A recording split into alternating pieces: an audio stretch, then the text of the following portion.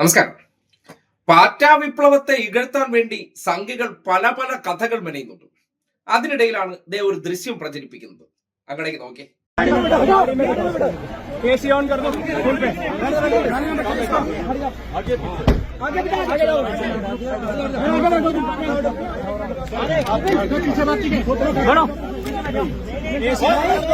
कोई नहीं बैठेगा, अभी जाना नहीं है, अरे जाना नहीं है, रुकना है भाई। भाई क्या करो,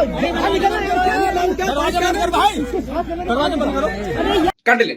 അതായത് ഇന്നത്തെ സമരം ജന്തർ മന്ദിറിൽ അനുവാദം കൊടുത്തതിന് ശേഷം 45 ഡിഗ്രി ചൂടിൽ സമരം ചെയ്തു കഴിഞ്ഞപ്പോൾ ദീപക് ആപ്തെ എന്ന ഈ യുവജന വിപ്ലവത്തിന് നേതൃത്വം കൊടുത്ത മെയിൻ പാർട്ടി ആയിട്ടുള്ള വ്യക്തി അദ്ദേഹം ചൂടെടുത്ത് AC കാറിൽ പോയി ഇരുന്നു എന്നാണ് പ്രചരണം. അതായത് 45 ഡിഗ്രി ചൂടിൽ ഇതുവരെ സംഘികൾ നിലനിന്നിട്ടില്ല.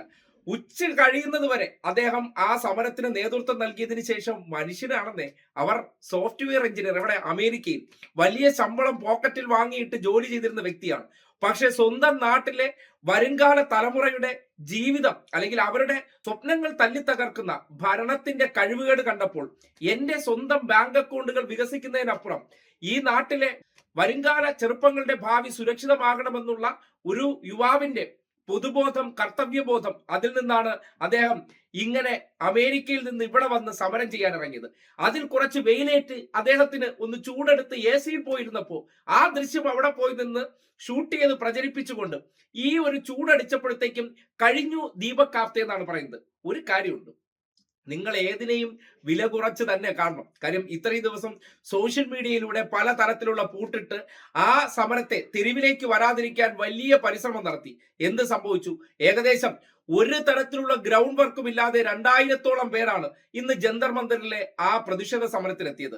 അങ്ങനെ പ്രതിഷേധ സമരത്തിലെത്തിയത് ഒരു വലിയ സൈനാണ്. കാര്യം രാഷ്ട്രീയ പാർട്ടികൾക്കപ്പുറമായിട്ട് ഈ രാജ്യത്തെ യുവജനങ്ങൾ ഇവിടത്തെ ഭരണ സംവിധാനത്തിൽ അസ്വസ്ഥരാണ് എന്നതിന്റെ തെളിവാണ് 2000 പേരെ ഒരു സംവിധാനവും ഇല്ലാതെ കേവലം സോഷ്യൽ മീഡിയ വഴിയുള്ള ആ പ്രചരണത്തിന്റെ ആ കൂട്ടായ്മയുടെ ഭാഗമായി അവർ അവിടെ എത്തിയിട്ടുണ്ടെങ്കിൽ ഈ രാജ്യത്തിന്റെ യുവത്വം അസ്വസ്ഥരാണ് എന്നതിന്റെ തെളിവ് കൂടിയാണ്.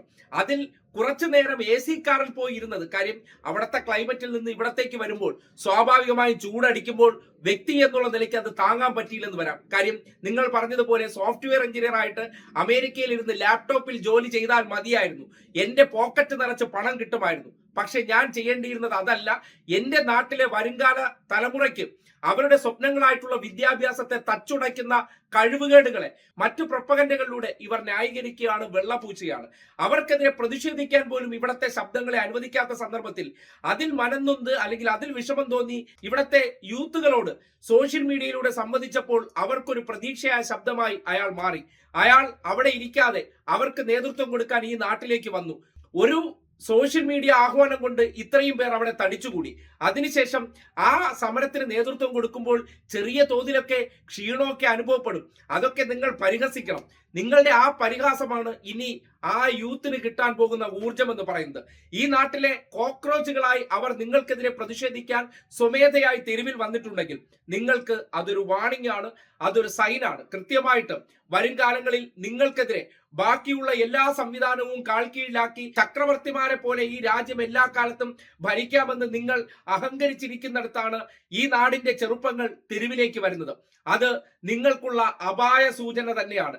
അതിനെ എങ്ങനെയൊക്കെ നിങ്ങൾ ഇകഴ്ത്താൻ ശ്രമിച്ചാലും ഈ നാട്ടിലെ ചെറുപ്പക്കാരുടെ മത്സര പരീക്ഷകളെ മുഴുവൻ നശിപ്പിച്ച, താറുമാറാക്കിയ, അത് CBSEയുടെ +2 പരീക്ഷ ആയിക്കോട്ടെ അല്ലെങ്കിൽ നീറ്റ് പരീക്ഷ ആയിക്കോട്ടെ, ഉന്നത വിദ്യാഭ്യാസത്തിന് വേണ്ടി നടത്തുന്ന പരീക്ഷകളെ മുഴുവൻ കച്ചവടവൽക്കരിച്ചുകൊണ്ട് പഴയ ഗുരുകുല വിദ്യാഭ്യാസമാണ് മഹത്തരമെന്ന് ചിന്തിക്കുന്ന, വിദ്യാഭ്യാസത്തെക്കുറിച്ച് 10 പൈസയുടെ ബോധമില്ലാത്ത ഒരു ഭരണ സംവിധാനത്തിനെതിരെ ചെറുപ്പക്കാർ വന്നതിനെ ഈ പരിഹാസം കൊണ്ട് നിങ്ങൾക്ക് ഇല്ലാതാക്കാമെന്ന് കരുതുകയാണെങ്കിൽ സംഘികളെ, നിങ്ങൾ വിഡ്ഢികളുടെ സ്വർഗ്ഗലോകത്താണെന്ന് മാത്രമേ പറയാനുള്ളൂ.